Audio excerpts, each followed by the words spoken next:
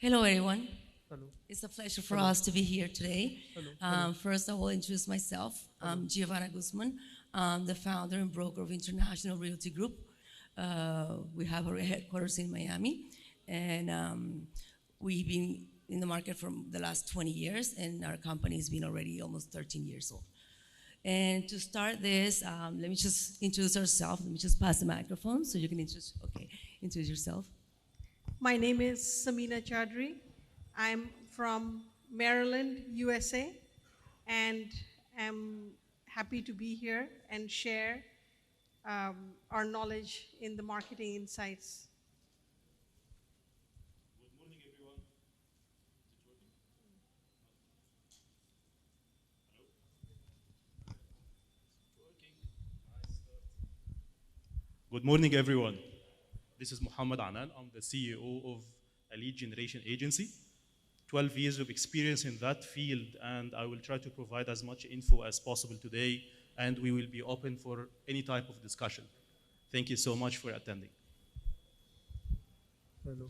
Hello. Well, to start, I think the most important thing is to share with all of you what are we doing so far, since technology is the key, what is going on actually. So I think we can start at how we generate leads to be able to succeed in this today's market. Oh, I did not think I would start, but okay. So first of all, I would like to give a little bit of introduction about our company. It is considered the biggest lead generator in the Middle East, in the GCC area in the Middle East. Last year was our biggest achievement so far. We managed $38 million, and we successfully generated profits for our clients, revenues for our clients of 4.2 billion USD. That's a 100x return, and that was beyond our wildest dreams, to be very honest. We usually generate like 30 to 40x returns in terms of revenues, but the differentiation, what happened last year, that we deviated or devised a new strategy, lead generation strategy, which we borrowed the term of the blue ocean strategy. It is simply that the marketplace is so competitive right now. It is so competitive that everyone is competing to reach the exact same local markets. So for example, here in Dubai, everyone is trying to generate local buyers. Their maximum potential is to go like for GCC area like Saudi and Kuwait and try to get investors and home buyers to come and buy in Dubai, because the real estate agent is like, I need the client physically present so I can sell to him or her, okay? So basically what we did is like we branched out to new clients or new geographical areas. So firstly, last year in the peak of the pandemic, when the local market was very, very squeezed to its like last breath, we branched out and tried to generate leads from Europe. And even we niched it down, so we generated or focused on the Arab speakers in the European area or in the European region, and Arab speakers in the US and Canada. If you ask any real estate agent in Dubai, that was not their ideal client, because US, for example, you have like 12 to 16 hour flight to come and visit the property here in Dubai. But we bet everything on this new strategy, like totally new geographical areas, and even niching it down to different languages. So Arab speakers, which are Arab nationalities living in Europe and the US and Canada, then Indians, then Pakistani, we niche it down to each and every language pattern, and that 3x our clients' results. So we usually ran our campaigns with like 30x result. That was like, last year was like 110x, that strategy alone. It has its own downfall, of course. Like the sales cycle itself is a bit longer, because the client in the US needs like 1 month at least to manage a trip here in Dubai. He will need like 1 full day to recover from the trip and then come and see the properties and then buy. But the ROI was huge. So that fixed the problem, and we called it the blue ocean strategy. It's a very, very available term, and it is a very well-known term in marketing, but not many people apply it. This is unfortunate. So I advise everyone just to think outside your market a little bit and try to experiment in new niches. We had success in this in one very, very big projects here in the UAE and even in Egypt. I'm from Egypt. So in Egypt with the Red Sea Riviera, there was absolutely no local buyers for like a very, very high-end properties in the Red Sea Riviera. So we followed the exact same strategy against the wishes of our clients, to put it lightly. They were like freaking out, the situation was bad, the economy was bad. So we branched out and pushed our ads to Europe and US and Canada. And one client alone, who's the biggest real estate developer in Egypt, who specializes in the Red Sea Riviera, generated 600 million. Yet last year it was like 3x his usual sales, and 90% of these sales were from those tier 2 regions. That shows you the power of the blue ocean strategy. It will give you lower cost per lead, higher quality client, because the client himself is not bombarded with so many ads. The local market that you are working in, the single client sees 200 ads per day, to put it nicely. So if you go and branch out to see other regions who might be interested in your area, I guarantee you will find results. This is the blue ocean strategy, and I hope it will add some benefits to your businesses. Thank you, Mohammed. Very interesting. Yes, I will have some questions for you later, so we can talk about that. My pleasure. Samina, I think you can tell us a little bit more about, yes, leads is important, but also I think referrals is one of the keys, in our job, working as a real estate. Yes, and the goal is to get a referral from every client before or by the time they go to settlement. And the only way you can do that is focus on the needs of the client. And if they're expecting, whatever they're expecting, do at least 5% more, so that you give them more than what they were expecting from you. That is what makes you stand out in the crowd as an agent. You do your homework well, so that what the client's needs are and what their wants are, you can identify both. And our job is to educate the client to make the decision that they can make the decision for themselves. And we educate them best to our ability. And through the referral system, what we do is we keep in touch with them. So it's not just up to the settlement, but it is beyond the settlement. What are the services you can provide? In my case, what I do is I tell them whether, once they move into the house, whether it is services for plumbing or electrical or any vendor services they need to keep up with the house, they should definitely get in touch with me, and I will be happy to provide. I have a concierge service for all my clients, even after the deal is closed, where they can reach out to me and my concierge service, and we can get them contractors to come and provide the needs to fix the issues in the house or to renovate the house. The other aspect that I provide is somebody who wants to build their dream home. I have an architect who is also a builder.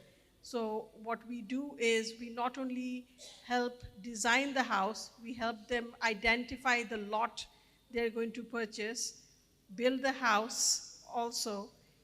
So it's from envisioning from the design process up to finishing the house and delivering the house at the lot that they purchase. So we offer those services also.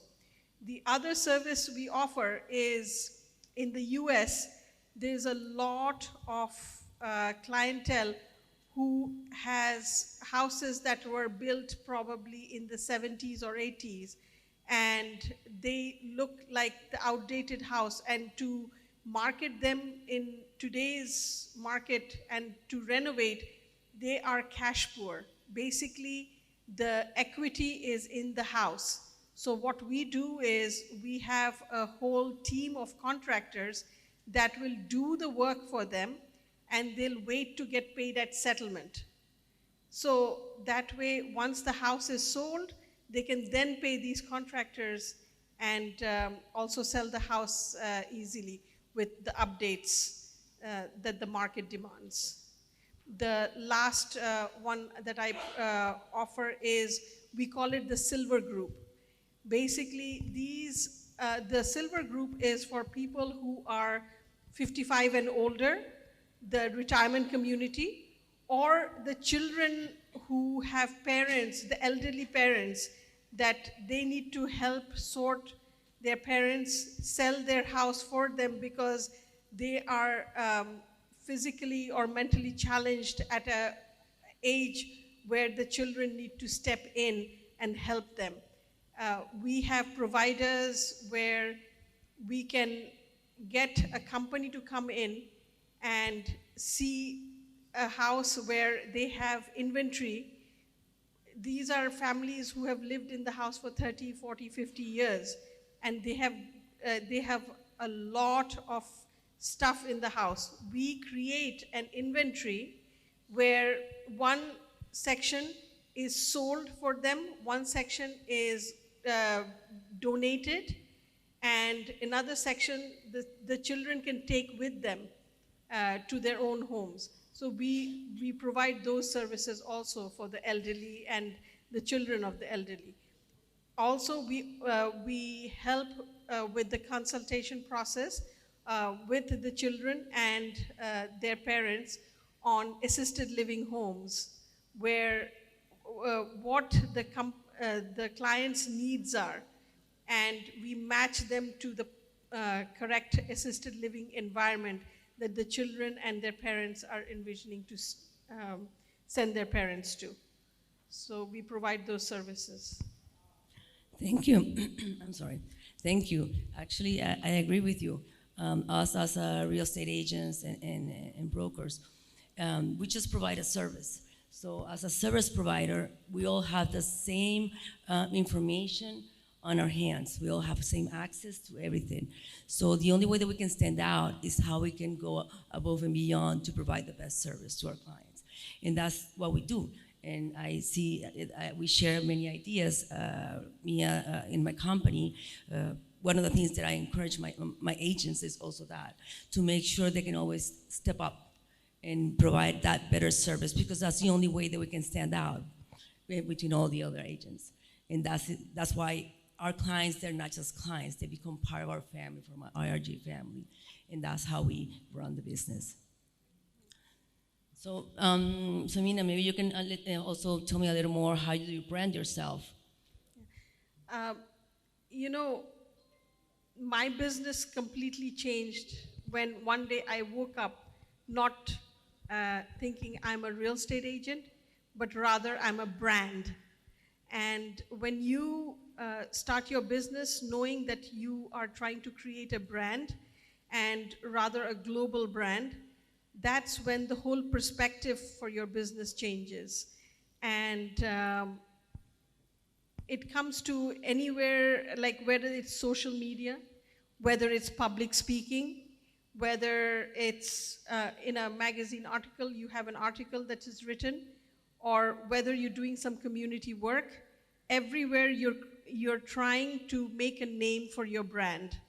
And that takes you to a level where, instead of us real estate agent making the calls to the client asking whether they would like to sell or buy a house, it is the opposite happening. You have created a brand where the people are calling you, that they have heard of your brand and they would like to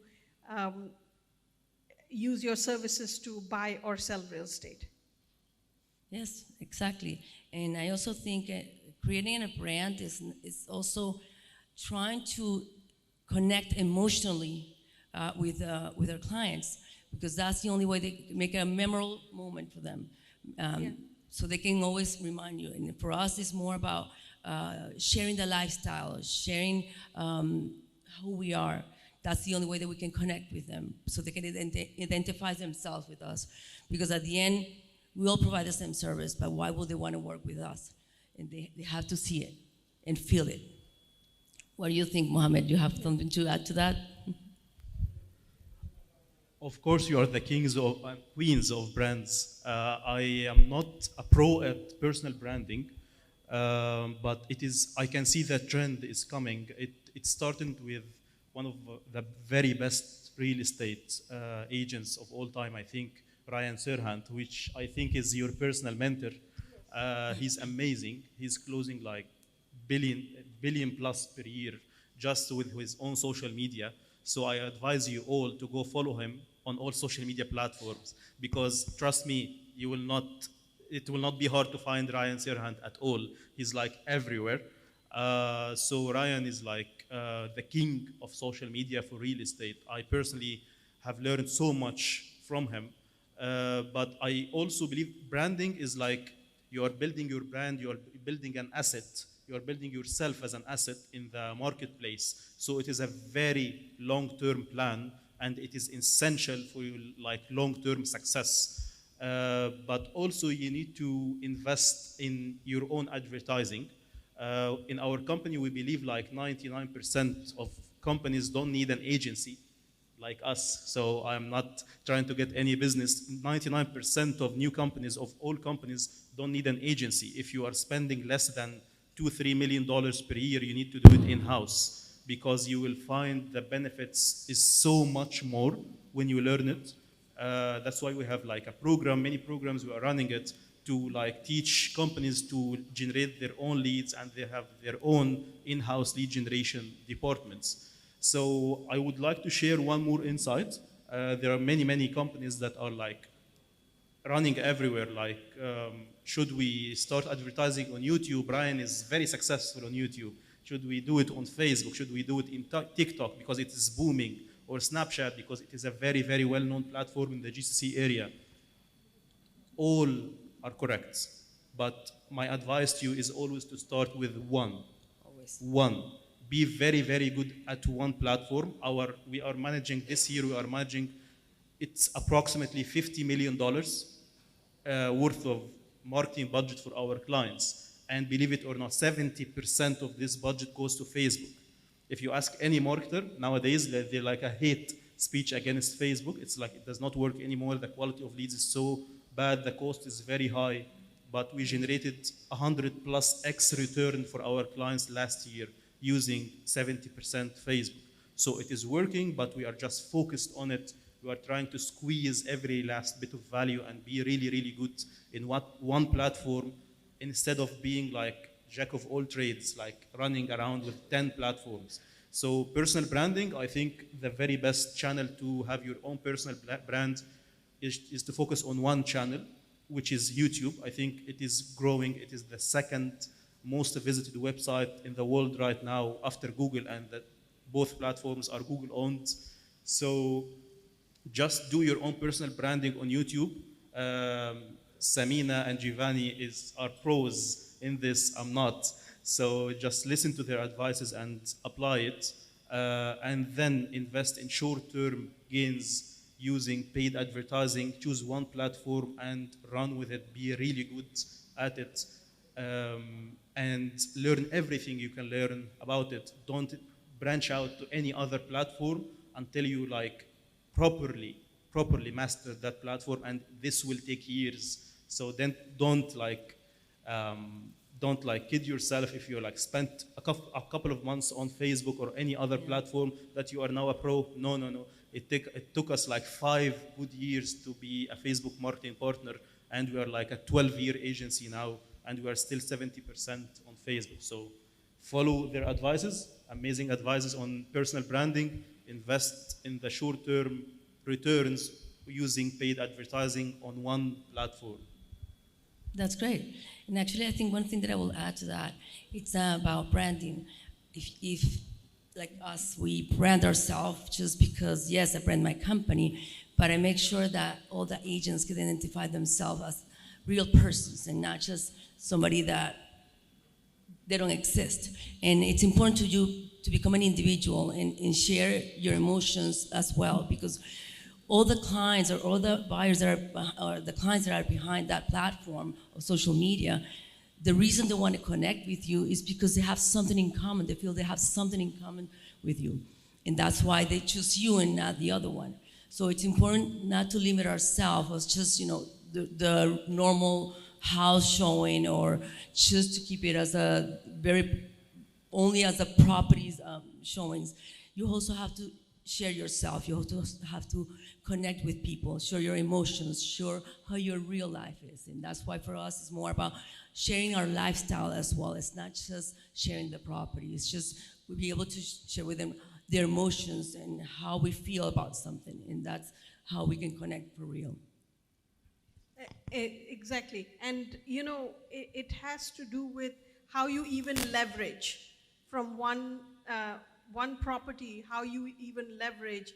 First of all, you list a property, you do a video where you have to be the one showing the property. So you're not only uh, taking them on a tour of the property, but you are selling them the special features of the property in the video, which obviously connects to the world we are living in today. Recent years we've been with COVID times, people are scared to come out of the house to go see properties. But if your videos reach the world through Facebook or Instagram or TikTok or YouTube, they connect with you through that, and they start messaging you that I'm interested in this property. Can you send me more information?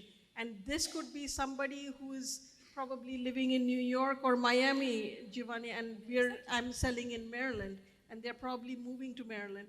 And we connect through social media with these people. And the property gets sold, but the video remains in your YouTube page. Um, uh, for those interested, my YouTube channel is Sell It Like Samina.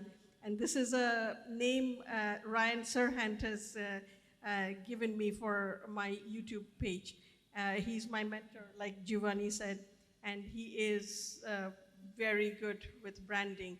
And we put videos not only for properties, but also educational videos. Somebody, if you're new to the market, buying your first home, what would you want the people to know? So first talking to your lenders, for example, telling the first-time homebuyer what are the different packages or loans out there that they could reach out to and be able to buy a house. What does a first-time homebuyer want to know about a house? Those are the educational videos that you have to put up in your YouTube channel and market it to the world. First upload it through YouTube, then market it through Facebook and Instagram and TikTok, and target marketing. If somebody is a first-time buyer or looking in my area at a certain price range, that particular video which I put in the price range that they're looking in should go and drop on their news feed. So that is called target marketing. So those are important aspects that you need to create with your brand, not just brand yourself, but market your product, what you're trying to sell. I agree.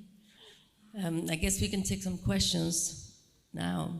Anybody has questions?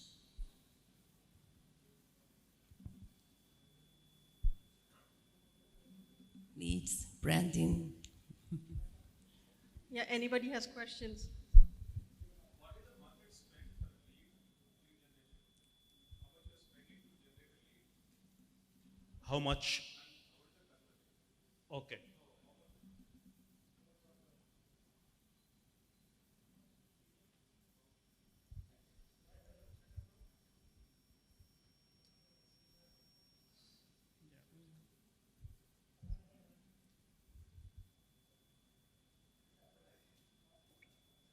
So, sir, I think I heard your question. You asked me what is the market spending?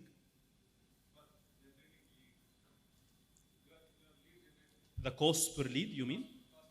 Okay. That's a cost per lead and conversion rates. Okay. So let me answer this like as clear as possible because there are so many factors that affect the cost per lead. First is the market saturation or competitiveness. So prime example is that I'm talking about the local market in the UAE. The cost per lead for like high-end projects is using our methodology. We put filters in the ad. We are famous for our quality. Okay, that's why our conversion rate is so high. So we put filters. That's why the cost per lead is high. So we get a client that knows that put his name, mobile number, and the email, and it shows a unit, number of bedroom, and he chose even the price. So the two bedroom from like 2,000 dirhams, 2 million dirhams to 3 million dirhams, he chose the specific unit. So the cost per lead is probably very high because it is high quality lead. So in the local market, it was like from 50 to 70 dirhams, which I think will equal to 20, $30, I think, right? So it is high, okay? So, but we branch it out to a different geographical region, like Europe, like US, like Canada, and we put the exact same filters to guarantee or ensure the highest quality leads possible. We generated leads by like $5, $6. So it is more leads, less quality, sorry, more leads, high quality, less cost, more conversion rate. So to reply to your conversion rate question, so the conversion rate depends on so many levels too. So are there any competitors for your project or not? This is one question because they will take from your pool of clients, of potential clients. How good are your sales teams?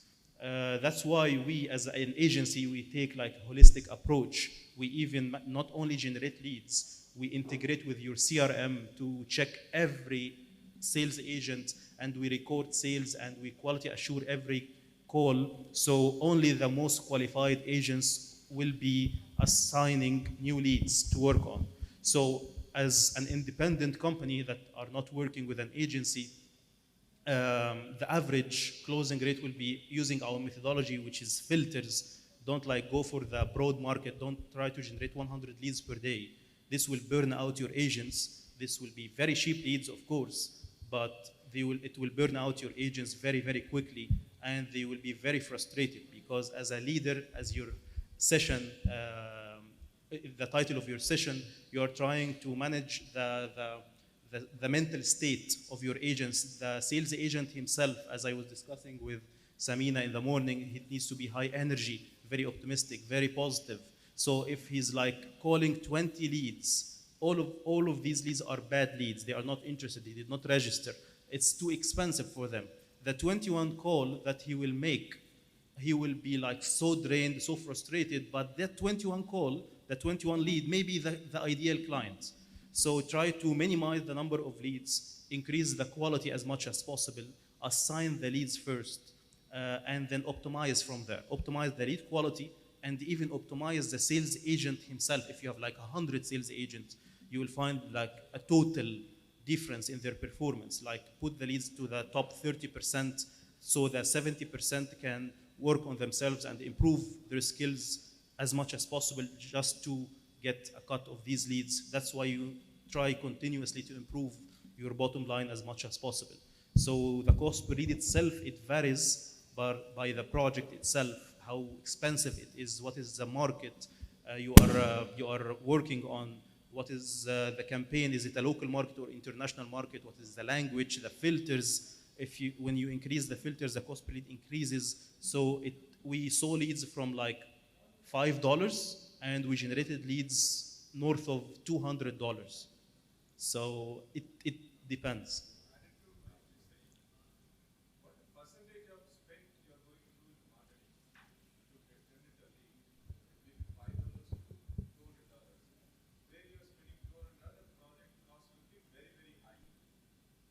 What?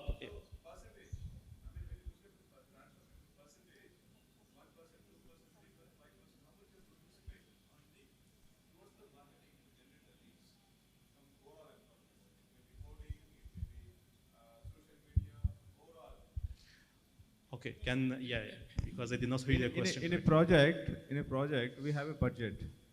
So marketing budget will be fixed before the launch of the project. We are going to spend so much money towards this project. The project cost is, let us say, 100 million.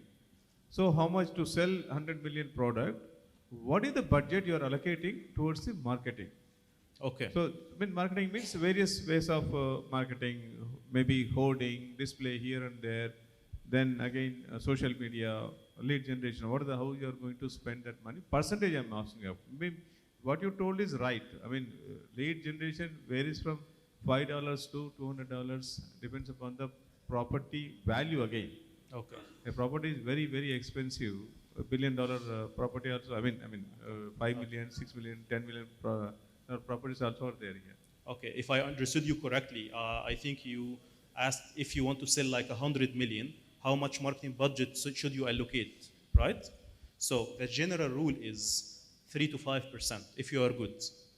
If you are working with a good agency or if you have a good team in place, this will get you to the target market as a developer, as a real estate developer. Of course, as a real estate broker, because their profit margin is much, much less than the real estate developer, the equation will be different. We need to know the actual commission after taxes and after agent commission to calculate the appropriate marketing budget. But a good tip that I give you, who wants to know how to increase your sales by minimum 30% without spending anything more? Yes. Do you I want to know? know. You want to know? Okay. So there is a tactic. It's a very simple tactic. Marketing, guys, is very, very simple and very common sense. But people, because we have our lives are so busy that we forgot about the basic stuff. That's why I'm telling you, just focus on one channel, just to have the mental space to think and implement. So 30% increase in your sales, whatever your project is, no matter what. So if you are running paid ads, generate or custom create 24 educational email. That's it. Create 24 email. It can be text or it could be video. Just make it entertaining, visually appealing, unique, beautiful, attractive. So you generate 100 leads per day, for example. So each month you get 3,000 leads. You close them 2%, 3%, whatever your closing rate is.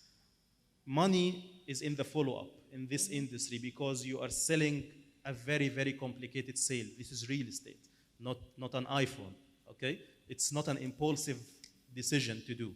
So 95% of agents fail to follow up. How do you ensure the accuracy of the follow-up? Simply, as a company, every lead, do an automation using any of the internet tools that are readily available. Put it inside a newsletter like an Aweber, for example. This is a very affordable tool online. Invest in 24 quality email. Send one per week, usually in the weekend. So if your weekend is Saturday and Friday or Sunday, choose one. If you are in the Arab region, it's Friday or Saturday, just choose one. In the weekend, send one email per week, so 4 per month. 6 months, this is 24 email. Not regular email, make it unique, make it impactful, okay? And I guarantee this alone, without spending a dime more, just a $15 subscription to an online service, this alone, in our tests, it increases the ROI, the sales by 30%. We saw it increase it by 60 plus, but to be very conservative, not to overhype things, we saw it at the lowest is 25 to 30% over 6 months, because the client will be ready to buy from 1 month to 6 months.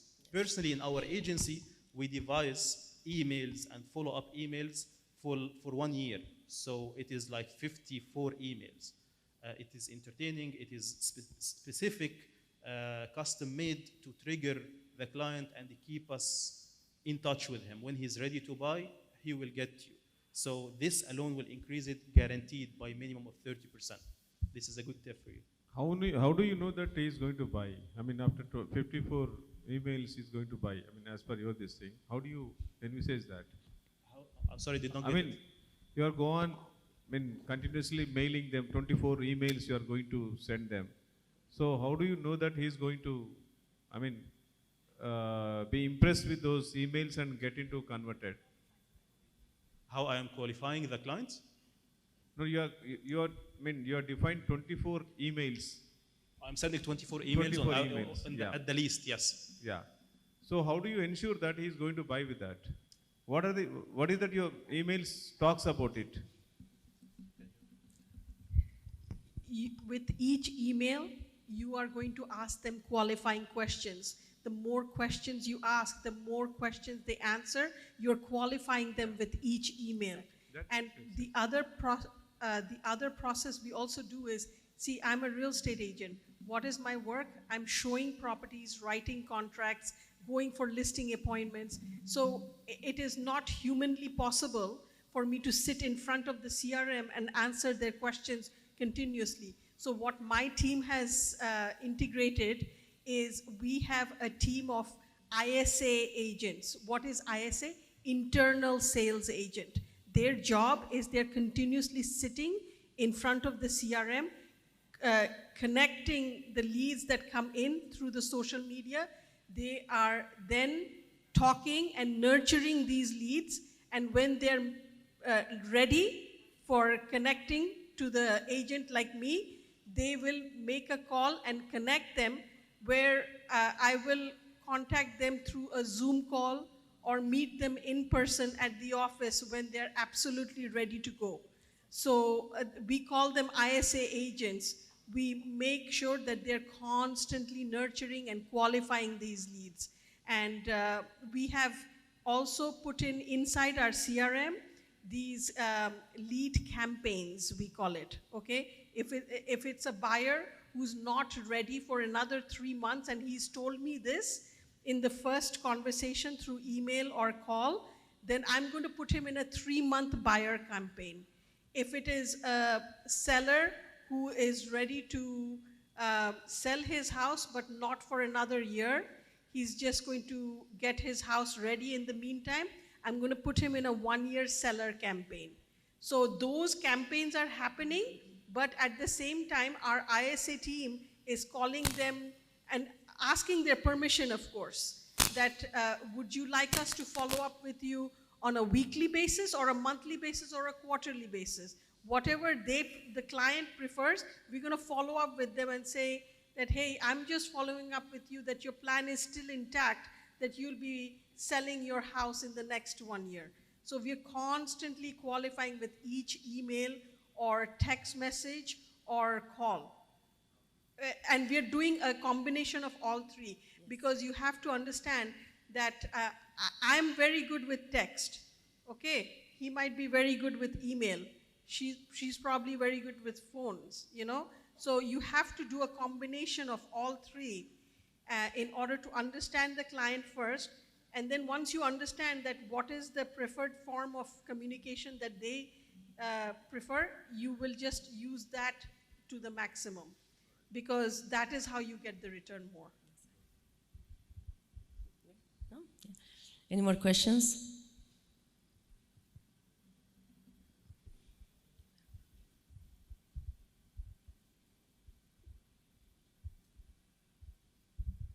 Hi, I'd like to know how is it and what tools to use to make the SEO strong for the brand? What tools to make what? SEO. The SEO strong. Yes. Okay. So we do part, yeah, SEO is like, again, it's a long-term play. Paid advertising is still the fastest form of generating sales to your business. SEO and branding is like a long term. So for SEO, my recommendation is don't focus on SEO. It is counterintuitive, but let's think about it this way. SEO is trying to figure out what Google wants. 10 years ago, it was like keyword stuffing. If you would put more keywords there, you will go up. Now it is not. So I think a better way to think about it is to generate content for your target clients that they will love. And I believe by our current market and studies that YouTube is the strongest form of marketing right now. Real estate agents are having so much success on this platform. So just create engaging videos on YouTube. Don't worry about the title. Don't worry about the description. Make it nice. Make it like a very good title, a very good description, long description. That's it. And make the video above 10 minutes. This is the general recommendation. But if you don't have enough content for 10 minutes, don't push it, because the client, we are human beings. Try always, we don't usually remember that our client is a human being. So, okay, YouTube recommendation is like 10 plus minutes video. I will put it 15 minutes, but I have content only for 3 minutes. If you are following this YouTuber called Logan Paul, he had like this big controversy like a couple of years ago in Japan, but he's very, very successful. He used to have like 10 minutes plus videos. Now, if you follow his content, it's like 4 minutes. And it is more successful than ever. In an interview, he told the audience, like, okay, I eliminated all the fluff. I am a funny YouTuber, I offer comedy. So like, he noticed like 40% of his videos are pure comedy. 60% is like him walking around on the street. So he eliminated everything and he put just the 40%, which are really, really good content. And he blew up more than anything. So the general recommendation is to have content that are 10 minutes plus, but if you cannot produce this, stick to like 3, 4, 5 minutes. Do it constantly over and over and over, weeks, months, and years, and you will blow up. Because like I said, and the queens of brandings here, it is like your asset. You are the only asset. Facebook can go down, Google can go down, but your brand will never go down. So just build an audience, build a platform, gather the leads, emails of everyone, and start communicating, start marketing to them. In the long run, this will pay dividends more than any paid advertising that we do or anyone will do. I'll also add to that is that identify a problem, a common problem through Google research. Identify a problem and do a quick 3-minute video on what the solution is. But leave it to, if you want more information, contact. Always leave it with that. And don't make it too long, because everybody's attention time span is 3 minutes or less. You know, if you can do it within a minute, even that is good. But identify the problem. Once people get to your lead, that goes into your landing page, which is in your SEO, and from the landing page comes to you through email. And from there, you transfer them to your CRM, nurture them, and get them ready for the market. And keep qualifying them with every connection you made. Well, thank you so much, and thank you everybody for listening to us and for allowing us to share some of our ideas. Please, you're welcome to follow us in all social media platforms. Mine's IRG Real Estate, International Realty Group. I'm saminasells.com or Sell It Like Samina on YouTube page. And I told you I'm not good at branding at all. So I'm a lead generation guy, so I don't have large social media following, but my name is Muhammad Anan across every social media. Muhammad is known, Anan is like A-N-A-N, and you will find a single photo across everything. So you will not miss me at all. Great. Thank you so much, everyone. Thank you so much, and we're looking forward to meet.